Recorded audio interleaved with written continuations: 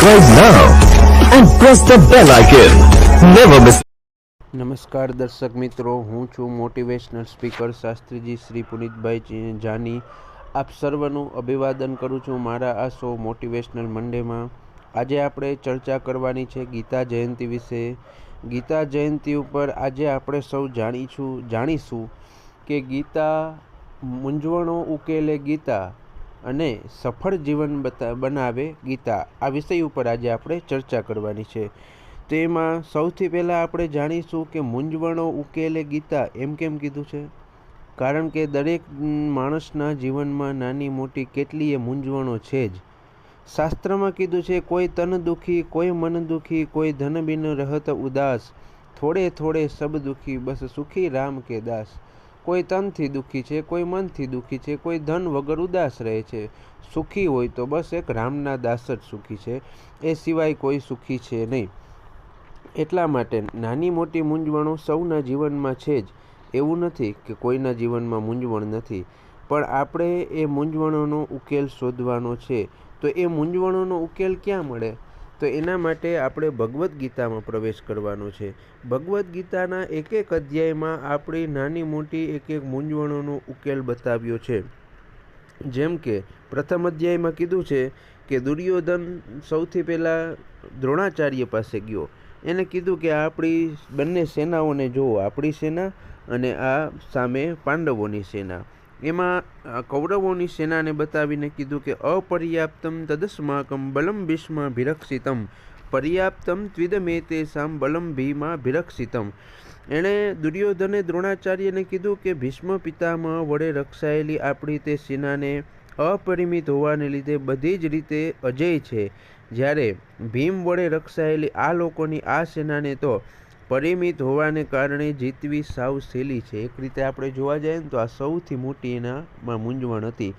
કારણ કે શાસ્ત્રમાં એક અક્ષૌહિણી સેનાનું માપ આપ્યું છે. એક અક્ષૌહિણી સેના એટલે કે એક અક્ષૌહિણી સેના કેને કહેવાય?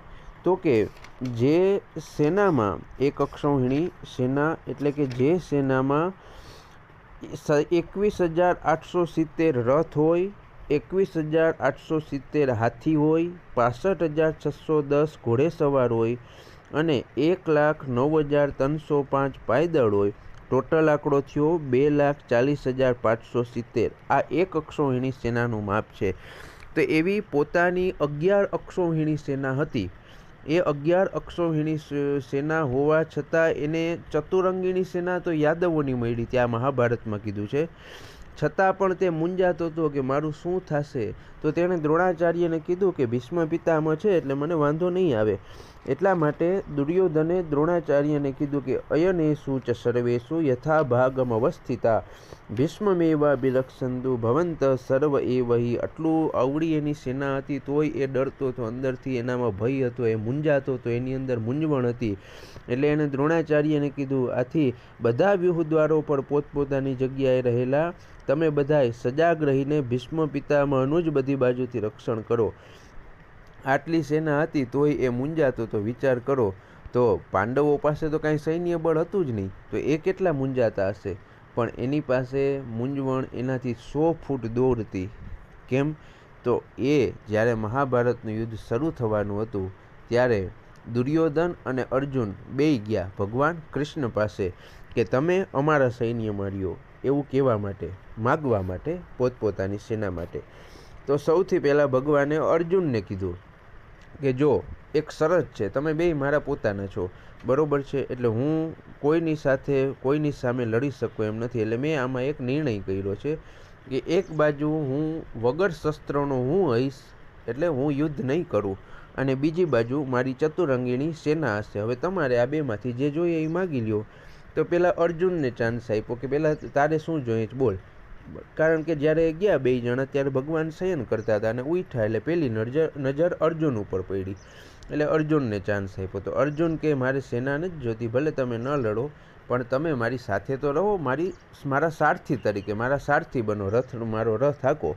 એટલે પોતાના રથની ડોર અર્જુનના હાથમાં આપી દીધી. એટલે આખું મહાભારતનું યુદ્ધ અર્જુન જીતી ગયો.